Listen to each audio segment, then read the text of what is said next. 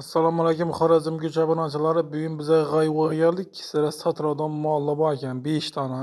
O'shaning ichidan 5 dona mol sotiladi. Hozir aytaman qasriqini. Bedavsi qizil sotiladi, shoxlari. Ko'rib turibsizlar, qizil. Bunda bir qizil bor shoxlari. Bu ham sotiladi. Bularni bu yerda shoxli mollar sotiladi. Kalaklar qoladi, shoxlilar sotiladi. 5 dona. Bunda bir ham qora bayna turishini qaranglar, qarani. Hammasi bir tekis standart mol. Uyini moli yeb ichib turibdi, garantiya pisattirib berinadi xudo xolasa.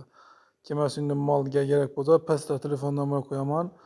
Ursangiz Xorazm Güç kanalini urib turibman desangizda skidka etib beradi. So aytgan bahodan 2 million skidka beraman dedi. Xudo xolasa. Pulini aytib o'tamiz bu oxirida. Yine. Mollara gap yo'q, dolu doqqina. Mollarda kasal yo'q. Samonda doğan ve saman yoruncu tuttu malla. Yani yem görmeyen. Arada Allah bu sene hem de şahlılayna. O da gaza tonnalık malla burada bula. Yine. Şimdi bunun puluna gireden bozak 25 milyon. Üstünde az gana gelişemiz.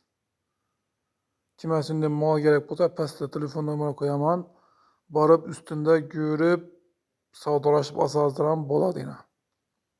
Yani malam satıladı. Kızıl. O da kalasa. Vay bu da malla.